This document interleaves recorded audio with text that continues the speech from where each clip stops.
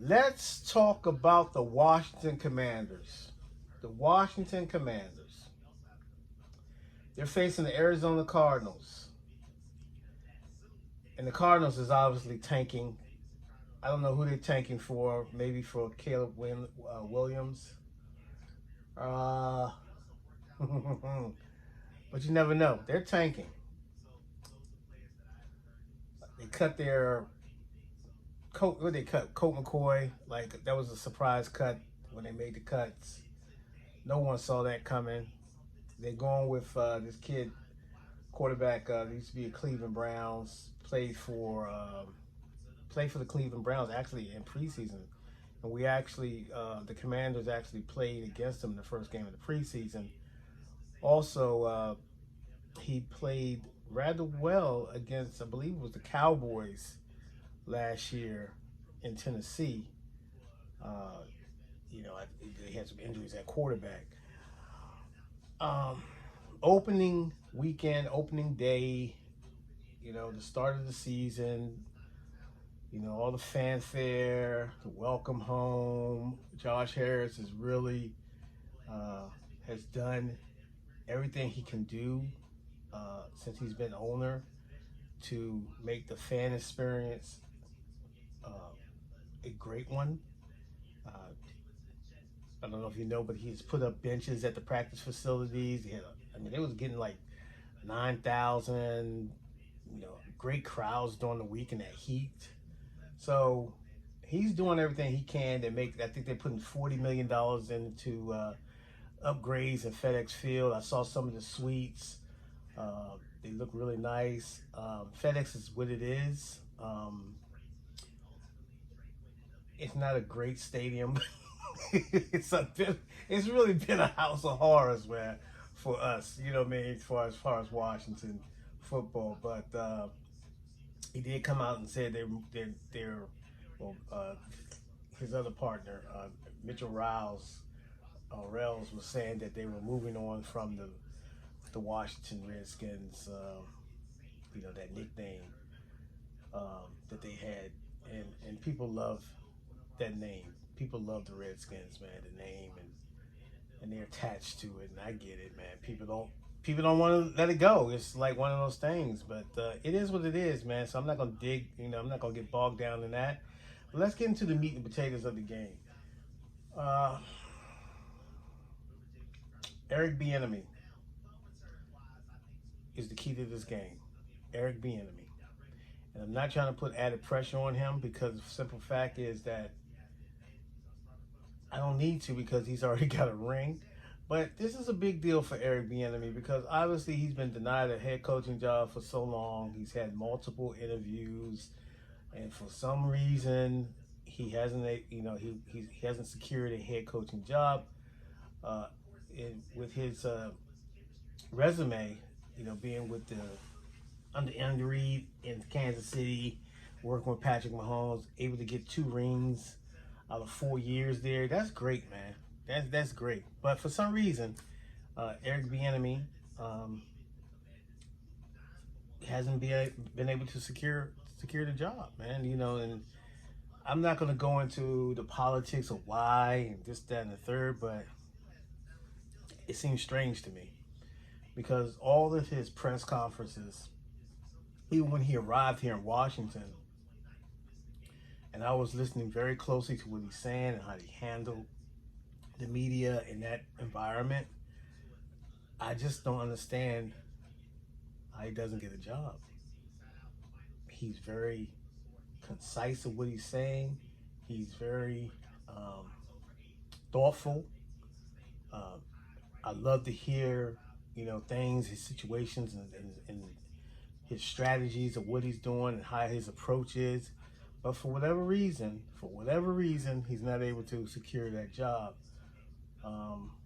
So I think he's going to be the key. And obviously, you saw last night game with Detroit and Kansas City. You obviously saw a drop off in play calling.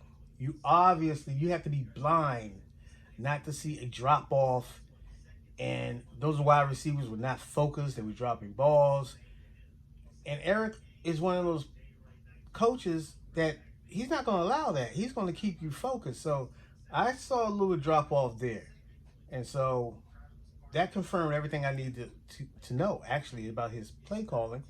And then he did a great job during the preseason. Now, preseason is preseason. But regular season is different on both ends because, we might come out entirely something different than what we even seen Eric do in Kansas City. We have weapons. We have Jahan Dotson. Terry McLaurin is a go. He's playing. The question mark here is Chase Young. He had suffered that knee injury 2 years ago, and it took him a rather longer time than expected to come back. I can understand. I tore ACL myself. It's all mental. It's all mental, bro. It's all mental. You don't know. You're caught up whether you can do the same things, and you just have to let it. You just have to play, and then your confidence get up. Then your confidence get up, and then you're able to not worry about the knee so much because the knee is going to be strong. Then you just have to go out there and play. And Chase, second pick in the draft back in 2020, had a great rookie year, defensive rookie of the year, but for some odd reason, he's not able to stay on the field, and he just hasn't been, hasn't lived up to that, so. And then Ron said there's some type of maturity issues with Chase, and I'm not going to get into all that, So, and he's playing for a contract, him and Montez Sweat. So they're both playing for contracts. I hope he balls out, man. I really do. I hope Chase has a great game if he plays. But if he's not playing, then and he's limited, it is what it is. As far as our quarterback, Sam Howell, who earned a captaincy, who was voted a captain. That's big, folks. That's big. I mean, he's basically a rookie, a second-year player, but he didn't. He played one game under his belt. For him to get voted captain, and if you know his demeanor, if you see his demeanor, a lot of you people are not Washington Commander fans, but if you see him in his interviews, there's a certain quiet confidence about him. Very quiet confidence that I like. He's humble. He's careful what he says. He's very respectful when he's explaining how his teammates and how they treated him and how they embraced him and stuff like that. So I like people like that, man, because Sam seemed like a good dude. I don't know him. We don't know him. But he comes across like a good dude for the most part. And I got a little trust. I'm not really worried about Sam. Now, I am worried a little bit if he can pick up those hot reads because he struggled with that in preseason. And so that's what I'm worried about. And obviously, you're going against preseason, second team players, third team players, this, that, and the third. But he's a baller, man. He's a baller. If you look at his YouTube highlights and stuff like that, this kid can play. He can play. So, and I think word is getting around the league, especially when they had that two-a-day practice, those 2 days of practicing against the Ravens last month in training camp. I think ballers know ballers, bro. You know what I'm saying? They know when someone can play. And I think word around the league is slowly coming, even though the media and regular fans don't really know much of him. But I think people know that we're going to have to deal with Sam Howell and the weapons he has. He has a strong arm. He's accurate. Like I already mentioned, some of his weaknesses as far as picking up the hot read and stuff like that. But he's acknowledged that. So we'll see. The Cardinals, I've always hated the Cardinals, even when they was in the NFC East. Those of you who don't know, the Cardinals when they were the St. Louis Cardinals, they were in the NFC East. We had 5 teams before they did the last realignment, and they moved them out west. But they always been pesky. They've been very pesky. They're a pesky team. They just hang around. And I don't want to get into a game like that with them because this is how they do it. They hang around, hang around, hang around. And next thing you know, you're in a death match with the Cardinals. They don't have their quarterback, Murray.